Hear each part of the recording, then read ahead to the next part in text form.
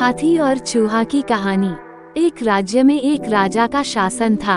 हर सप्ताह पूरी शानो शौकत से नगर में उसका जुलूस निकला करता था, जहां प्रजा उसके दर्शन किया करती थी। एक दिन एक नन्हा चूहा उसी राजमार्ग के किनारे किनारे कहीं जा रहा था, जहां राजा का जुलूस निकलने वाला था। वह चूहा था तो छोटा सा, मगर उसका घमंड बहुत बड़ा था और वह खुद को सर्वश्रेष्ठ और महान समझता था।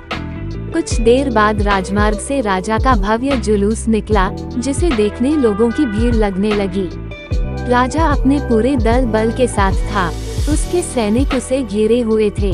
कई मंत्री और अनुचर उसके पीछे थे। वो एक विशाल शाही हाथी पर सवार था।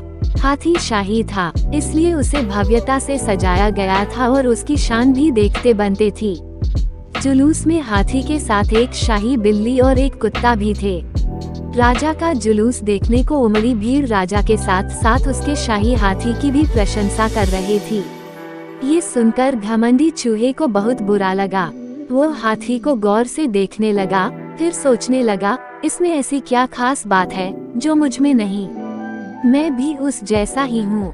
मेरे पास भी 2 आँखें, 2 कान, 1 नाक और 4 पैर हैं। फिर उसकी इतनी प्रशंसा क्यों? उसके विशाल शरीर के कारण, लंबी सूंड के कारण, छोटी छोटी आँखों के कारण या झुर्रीदार चमड़ी के कारण? किस कारण? एक बार तुम लोग मुझे देख लो, उस हाथी को भूल जाओगे। मैं हाथी से ज्यादा महान हूँ। चूहा ये सब सोच ही रहा था कि शाही बिल्ली की नजर उस पर पड़ गई और उसकी लार टपक गई। जुलूस छोड़ वो उसकी ओर लपकी। फिर क्या था? चूहा अपनी सारी महानता भूलकर दुम दबाकर भागा। भागते भागते वह हाथी के सामने आ गया। आगे बढ़ते हाथी ने उस पिद्दी से चूहे को देखा तक नहीं और अपना विशाल पैर उठा लिया। चूहा उसके पैर के नीचे कुचलने ही वाला था, मगर किसी तरह उसने खुद को बचाया। वहां से बचा तो खतरनाक कुत्ता सामने था, जो उसे देखकर गुर्राया। चूहा पूरी जान लगाकर वहां से भागा और राजमार्ग के किनारे स्थित एक छेद में घुस गया। उसका सारा घमंड उतर चुका था।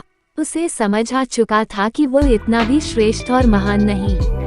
सीख: किसी से मात्र रूप रंग की समानता हमें महान नहीं बनाती। महान हमारे गुण और कार्य बनाते हैं।